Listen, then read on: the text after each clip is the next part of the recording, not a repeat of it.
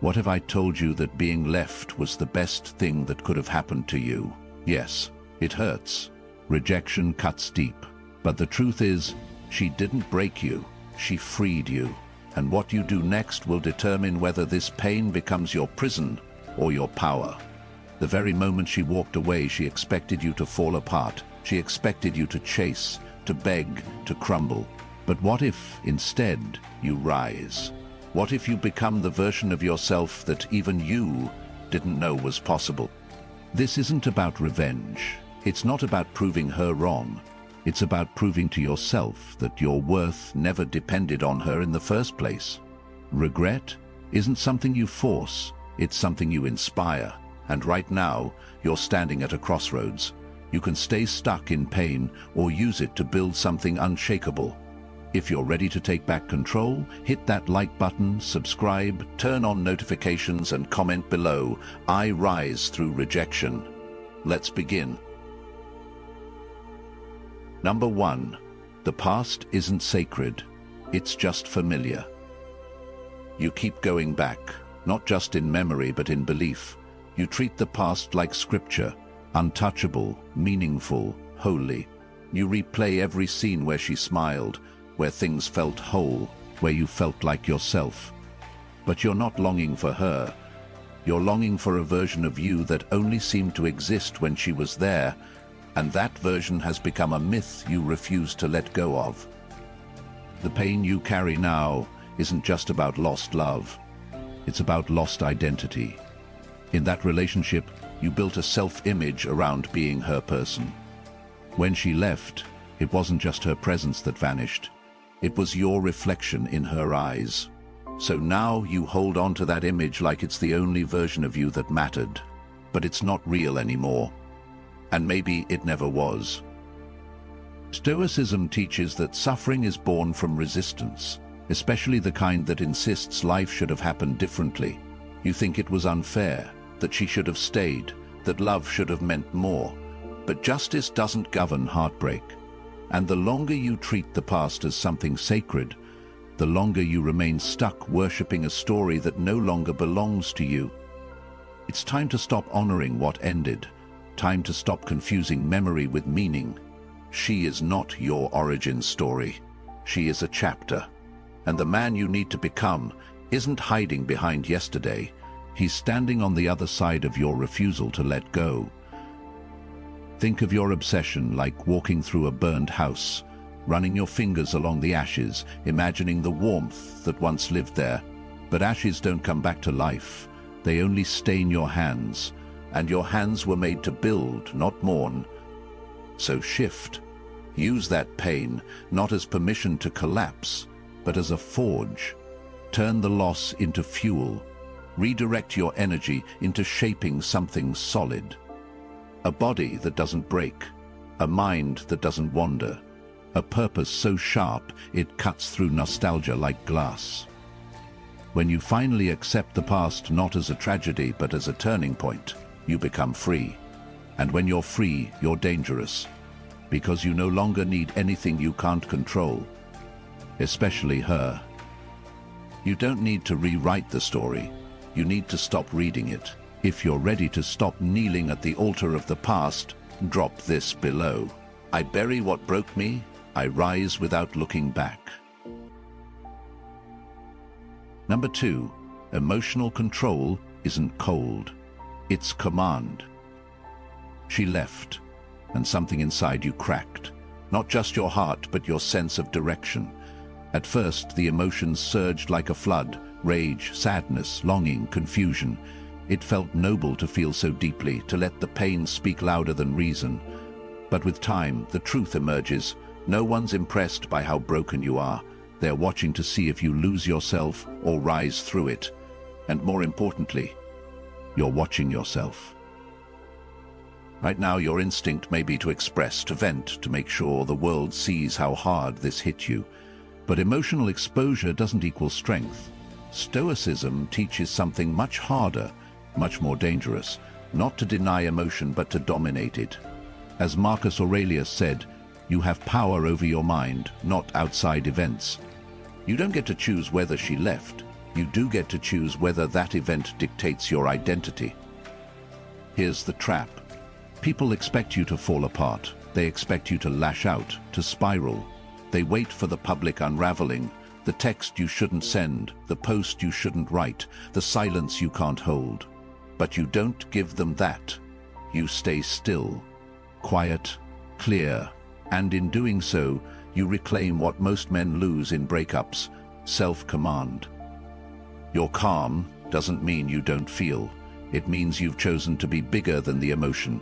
Think of it like holding a burning coal in your palm, not to get burned, but to understand its heat. You don't throw it, you study it. You learn where the fire ends and your control begins. And here's what that does to her: it disarms. She expected drama, she expected weakness, but what she finds is distance, silence, serenity. That contrast becomes power. She no longer has the ability to provoke you, to access your mind, to steal your energy, because you've stopped bleeding emotion and started containing it. This is not repression, it's transformation. The man who controls his emotions doesn't become empty, he becomes unshakable. He's no longer available for chaos. And in a world full of noise, he becomes something rare, grounded, whole. Complete, not because someone stayed, but because he learned how to stand alone. If you're done being predictable and ready to become untouchable, speak it now.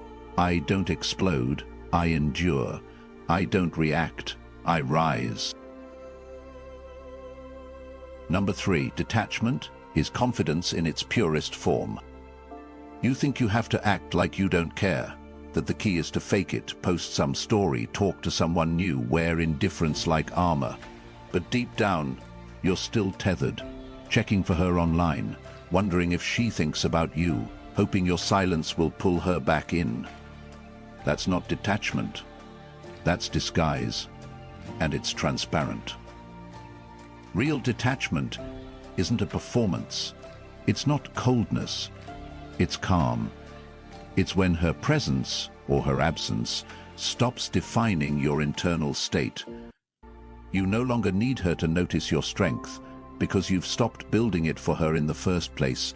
You've stopped performing and started becoming.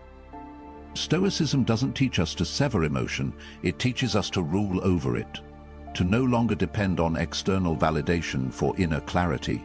Epictetus said it plainly: only the educated are free, and in this case education means knowing the difference between caring and craving.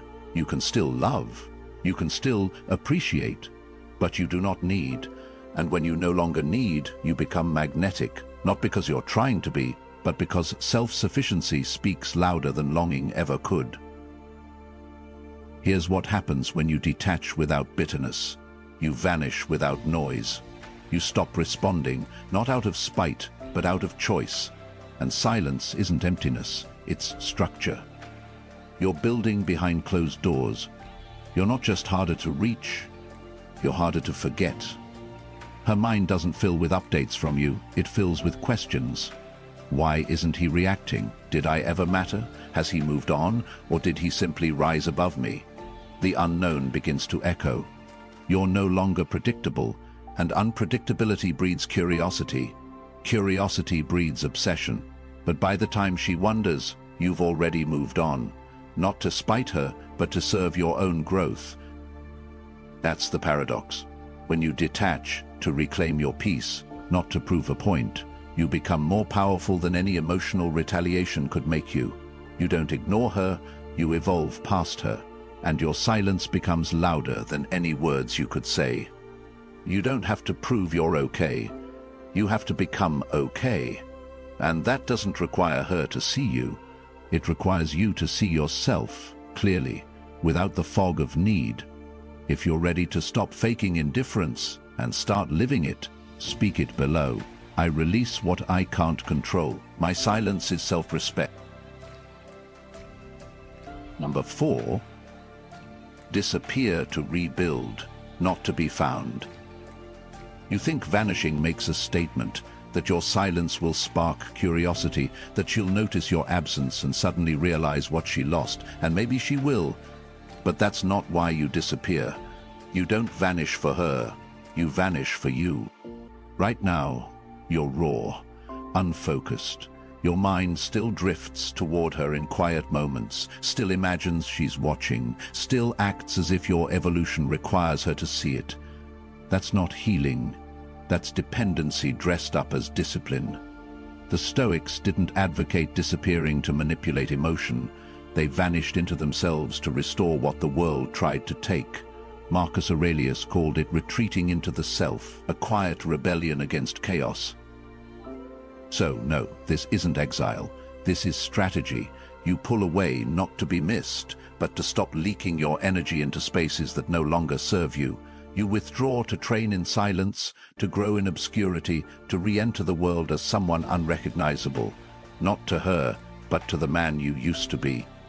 Think of it like a fortress being rebuilt. From the outside it looks abandoned, quiet, broken, but inside, stone by stone, it's becoming indestructible.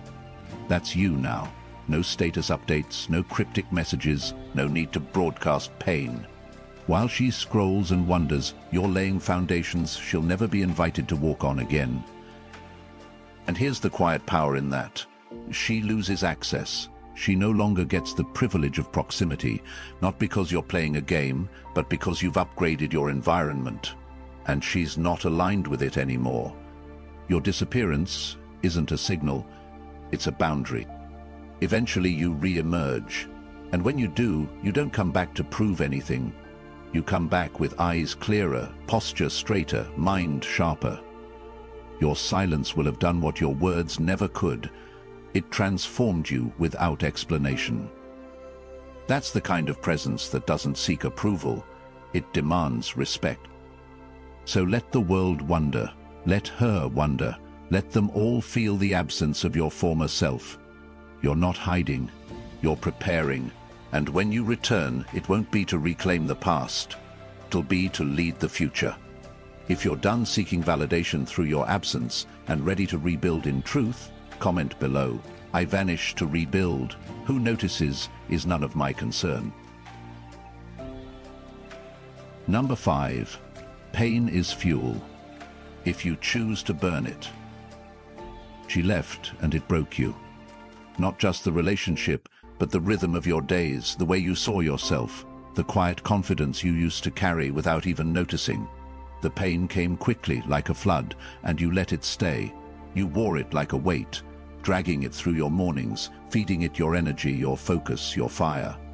At first it felt justified, natural, noble even. But then the weeks passed, and the weight didn't lift. Because pain doesn't leave on its own, you have to turn it into something, or it becomes your new identity. That's the moment most men miss. They think pain is something to survive, but survival is passive. Stoicism teaches otherwise. Seneca reminds us we suffer more often in imagination than in reality. Pain is not the enemy. Weakness is not feeling it.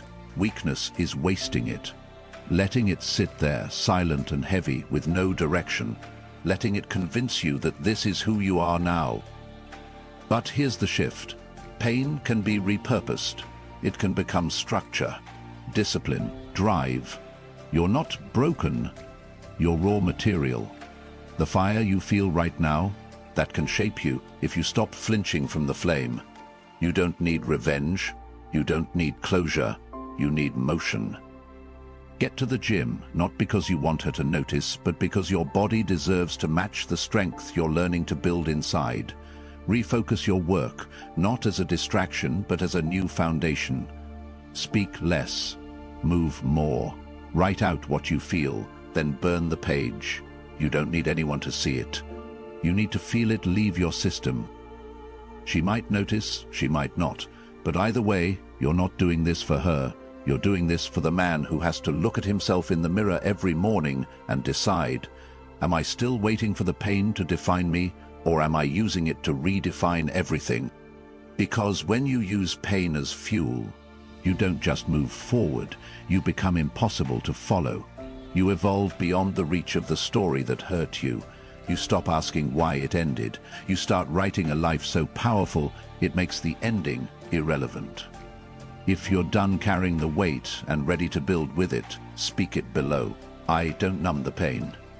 I use it to forge myself. Number 6. Power grows in silence. So let her wonder.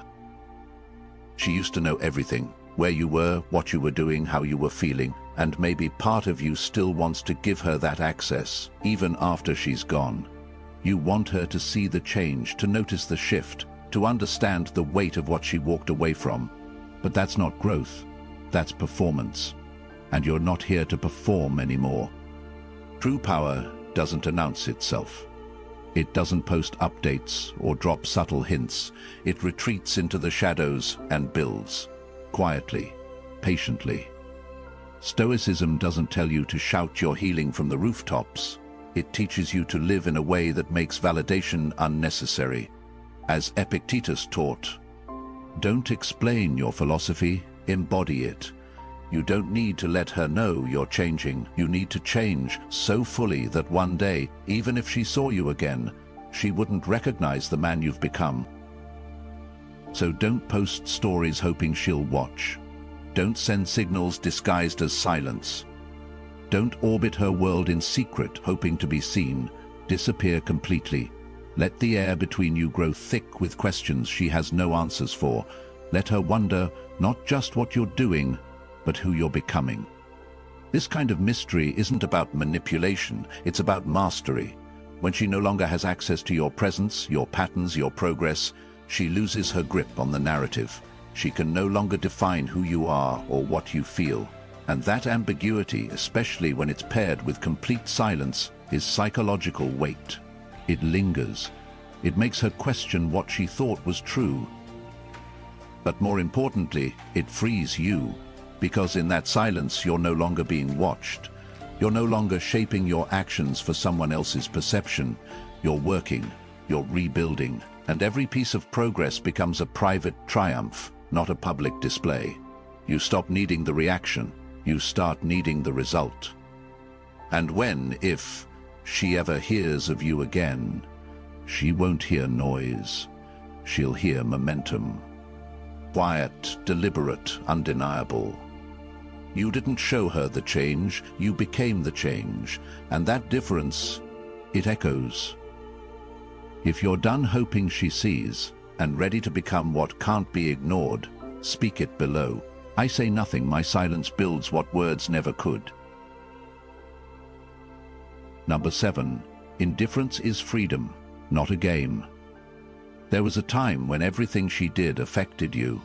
A delay in her reply, a post on her story, a name she mentioned. It all tugged at something inside, pulling your emotions in directions you couldn't control. You told yourself it meant you cared. That feeling so deeply was a sign of love. But now, with space and silence between you, a new truth begins to surface. Caring without control isn't love, it's captivity. What you've mistaken for emotional depth was actually dependency. Every reaction, every internal spiral was a reflection of how tightly she still gripped the strings of your identity. And the only way to cut those strings isn't through anger or silence that hopes to sting. It's through true indifference, not faked, not forced, but earned. The kind that comes when you no longer place your peace in anyone else's hands. Stoicism calls this apatheia, not apathy, not cold detachment, but the serene clarity that comes when no external force can shake your inner stillness. Marcus Aurelius wrote, "You have power over your mind, not outside events. Realize this, and you will find strength." And this is your test. Can you see her, think of her, or even be near her without letting it disturb your center? Indifference is not bitterness. It's not ice in your veins. It's warmth redirected inward. It's choosing to live fully without the need for her to witness it. You don't ignore her because you want her to notice. You ignore her because her presence, or lack of it, no longer alters your rhythm. You're not avoiding her. You've outgrown the part of you that needed her. This shift doesn't just protect you, it disrupts her. Because indifference, true indifference, is the one thing the ego can't process. Love, she can understand. Hate, she can fight. But your peace, your lack of emotional charge, the way she's no longer the center of anything, that's what unravels the power she thought she had. And here's the reward. Your world gets quieter, cleaner. Your decisions aren't shaped by memory or hope. They're shaped by alignment. You no longer chase closure, you create it. You no longer rehearse comebacks. You no longer need them. Because the strongest message isn't silence, it's indifference laced with clarity. You didn't forget her, you just remembered you. If you've stopped playing the emotional game and finally reclaimed your peace, leave this below. She no longer defines me, my peace does. Number 8. Build quietly and let the silence speak for you. You might feel the urge to prove something, to let her know you're evolving, that you've been grinding, growing, healing. There's a part of you that still wants her to see it, to scroll past your name, glimpse your progress, and feel a sting of regret. But that part of you isn't healed. It's still performing. And Stoicism doesn't ask us to perform. It demands we transform. Real growth doesn't advertise. It doesn't need applause or even acknowledgement. It happens in silence, in repetition, in the early mornings and late nights where no one's watching and no one's clapping. Marcus Aurelius never said to become great so others may see. He said, "Waste no more time arguing what a good man should be one." So you stop posting, you stop hinting, you stop using her as the invisible audience to your comeback story. Because the truth is, the more you try to show her your growth, the more you're still tied to her perception. And the point of all of this, the pain, the silence, the detachment, was to sever that cord. Not to spite her, but to free yourself. When you build in silence, something powerful happens. Your attention turns fully inward. You're not sculpting yourself based on who's watching. You're sculpting based on what's missing inside. And what emerges from that work isn't a version of you designed to be noticed. It's a version of you designed to last. And make no mistake, the silence is deafening, not to you, but to her. She expected to see the breadcrumbs. She expected the story of your healing to unfold where she could still follow it. But now, nothing. No posts, no signals, no glimpses, just absence.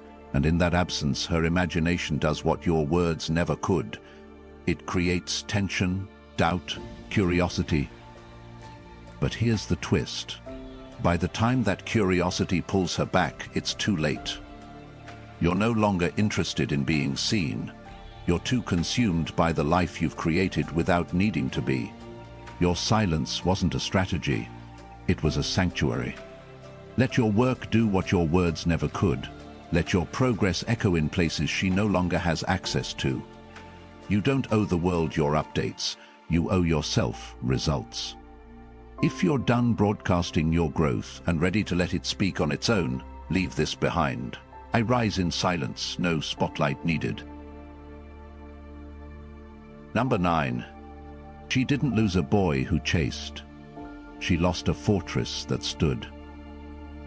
She may have thought you'd beg, that you'd unravel piece by piece, that she could walk away, look over her shoulder, and still find you waiting, just a little smaller, a little quieter, but still there. But the truth is, she didn't leave behind someone fragile. She left behind someone becoming. In the early days, maybe you were the one who chased, the one who reached out, the one who bent, softened, adjusted, hoping that love would return if you just proved enough. But that man no longer exists, because what she walked away from wasn't weakness. It was the seed of strength she couldn't yet see, and now that seed has grown into something immovable. You're not her shadow anymore. You're your own structure, solid, composed. Stoicism teaches us that our value isn't based on how others treat us, but on the integrity we uphold within ourselves. As Seneca put it, a gem cannot be polished without friction, nor a man perfected without trials. You were never broken by her leaving, you were refined by it. And this is the difference she feels now, whether she admits it or not. You're no longer accessible, not emotionally, not spiritually. You've stepped out of reach, not as punishment but as elevation. She thought you were soft clay, but you were stone, unshaped perhaps, but always firm, always waiting to be carved by time, pain and discipline into something she was never patient in. You don't look back, you don't make noise, you don't broadcast your worth to be re-evaluated. You are the worth, quietly, steadily, unshaken, and that stability, that unbothered gravity, disturbs her far more than any anger or attention ever could, because people regret most not what they lost, but what they misjudged. And now, when she thinks of you, she doesn't remember a man who followed. She remembers a presence that no longer exists in her world, a fortress that closed its gates, a man she can't move, manipulate, or understand anymore. Let that be the echo you leave behind. Not noise, not chaos, but calm that never looked back. If you've stopped chasing and stepped fully into your unshakable self, mark it here. She didn't walk away from weakness. She lost the man I was becoming. Number 10, never let her witness your collapse, only your rise. There will be moments, late at night, quiet and alone, when the weight of it all feels unbearable. The silence, the absence, the truth that she's moved on while parts of you are still trying to make sense of it. In those moments, you'll want to reach out, to say something, to remind her that you still exist, still feel, still ache. But you don't. You stay still. Because the one thing more powerful than love is dignity. This isn't about pride. It's about principle. You do not let someone who walked away witness your undoing. She does not get to see the tremble in your voice, the crack in your armor, not because you're trying to appear strong, but because you're becoming strong. Collapse isn't part of the plan anymore. The Stoics understood this deeply. Marcus Aurelius wrote, "If you are distressed by anything external, the pain is not due to the thing itself, but to your estimate of it." Her leaving didn't break you, your belief that it should have. That's what's been tearing you apart. But now you see it. You see that falling apart in front of her would not bring closure. It would only hand her power she no longer deserves. So you rise, not loud, not for revenge, not to win her back. You rise because you refuse to let this be your ending. You choose the harder path, holding the line when no one sees, building in silence when it would be easier to fold. You show up for yourself, not because someone else is watching, but because you are. And if one day she looks back, wondering how you handled it all, she won't find a man who broke. She'll find nothing. No trace of your collapse, no evidence of your weakness. Just the echo of someone who walked through fire and didn't scream. You become legend, not by how loudly you fought for her, but by how completely you let go. With composure. She lost access not to your love, but to your vulnerability. That was the last gift she'll ever hold. And when she tries to piece together what became of you, all she'll have is silence. Dignified, final. If you've chosen strength over spectacle and silence over surrender, speak it now. She'll never see me fall. Only feel what I've become. You came here thinking you lost her, but what you really found was yourself. This heartbreak wasn't the end. It was your invitation to evolve. She didn't take your strength. She revealed where you hadn't used it yet. If you're ready to keep becoming the man you were meant to be, like this video, subscribe, and comment. I am unstoppable. Stay focused, stay grounded. The life you want is built, not begged for.